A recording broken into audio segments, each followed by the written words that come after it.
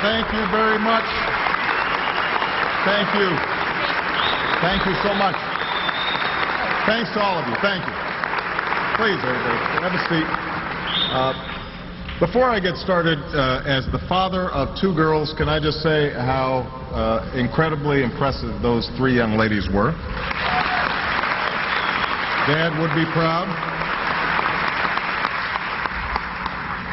To Heather and all the others who have made this evening possible, thank you so much.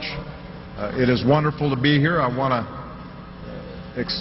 express my appreciation for the opportunity to tell jokes that weren't funny enough for me to use when we did this 5 weeks ago.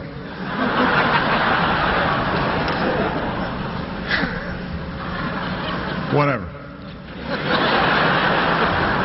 The jokes may not be as good, but neither is the guest list.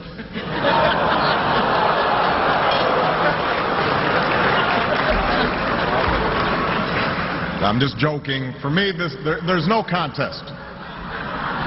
Why bother hanging out with celebrities when I can spend time with the people who made me one? I know where my bread is buttered. Plus, we have our own luminaries here in attendance. The junior senator from Wyoming, John Barrasso, is here.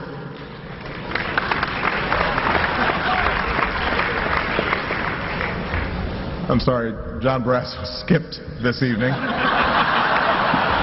Let me tell you, for those who haven't met him, John Barrasso is the George Clooney of junior senators from Wyoming.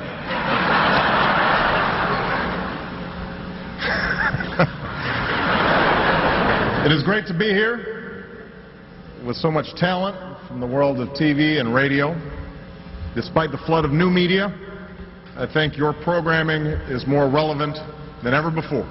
At least that's the impression I get when I read the blogs every day.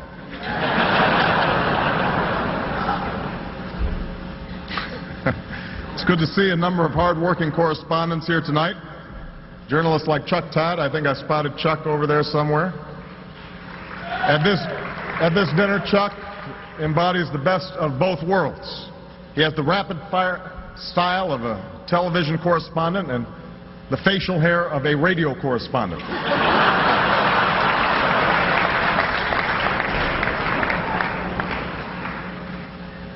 Mika Brzezinski is here, I believe, in the house. Mika and I have a lot in common. We both have partners named Joe who used to be in Congress and don't know when to stop talking.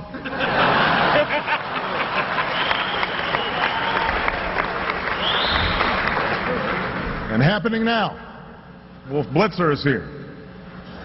He's the only other man in America with his own situation room. People assume that mine is cooler, but this is not the case. As hard as we've tried, we have not been able to generate the bandwidth necessary to turn Larry Summers into a hologram. We can't do it. Now, one person that you know could not be here tonight is Secretary Hillary Clinton. As most of you know, Hillary broke her elbow a few days ago on her way to the White House, and we all wish her a very speedy recovery. I do have to say, though, that while it's been reported as an accident, there were some suspicious circumstances. Just before the incident, Secret Service spotted Richard Holbrooke spraying WD-40 all over the driveway.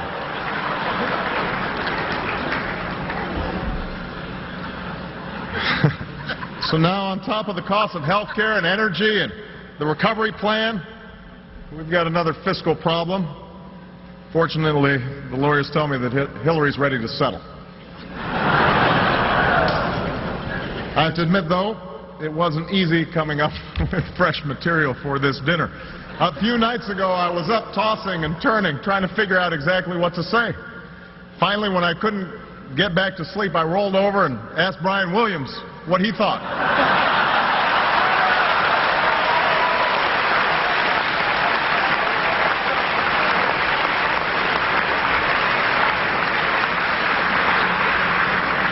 Now, the truth is, Brian Williams is actually a terrible house guest. He put an empty milk carton back in the fridge. leaves his wet towels all over the Roosevelt room. We're pretty sure he clogged the toilet and didn't tell anybody.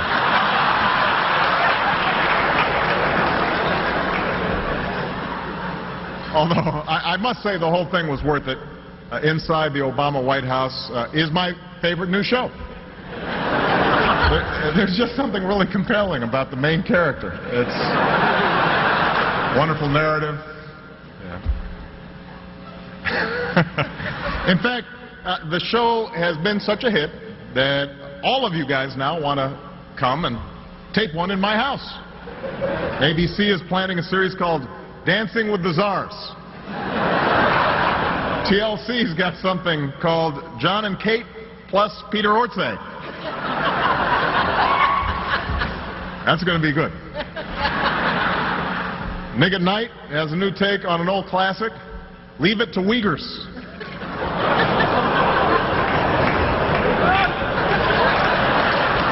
I thought that was pretty good. Of course, given the fiscal crisis in California, these shows all will be competing directly with Governor Schwarzenegger's new reality series, I'm a Celebrity, Get Me Out of Here.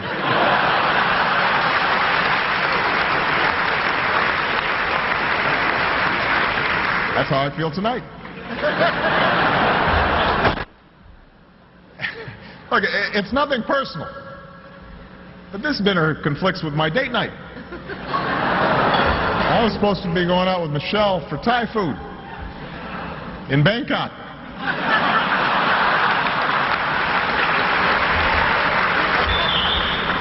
But I have been doing a lot of traveling. I just returned from a trip abroad, as you know, in Egypt. We had the opportunity to tour the pyramids.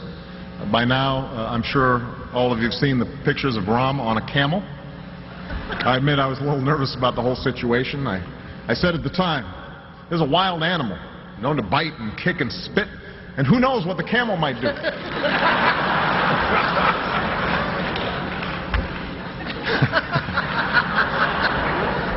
But I have to say, as I traveled to all these countries, I saw firsthand how much people truly have in common with one another. Because no matter where I went, there's one thing I heard over and over again from every world leader. No thanks, but have you considered palau?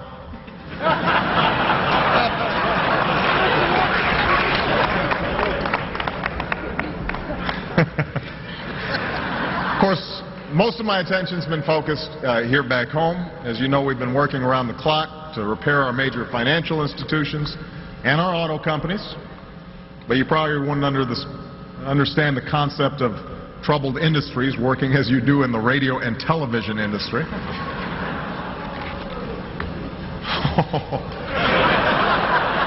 We don't joke about that, huh? That's not funny.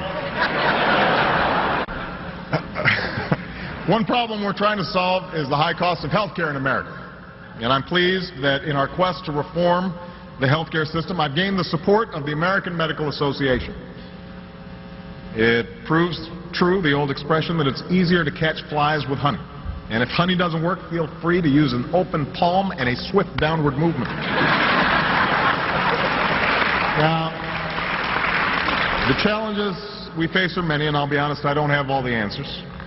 And when I'm not sure what's right, I often ask myself, WWLD, what would a wise Latino do?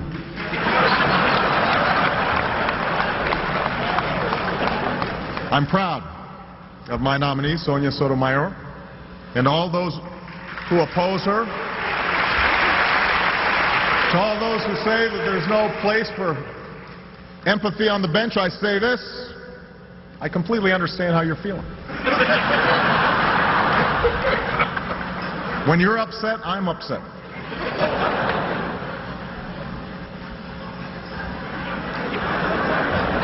Another difficult challenge is how to help our automakers thrive in the 21st century. We tried a number of different approaches, and tonight I'm announcing a new one. It's a plan passed on to me by a close friend and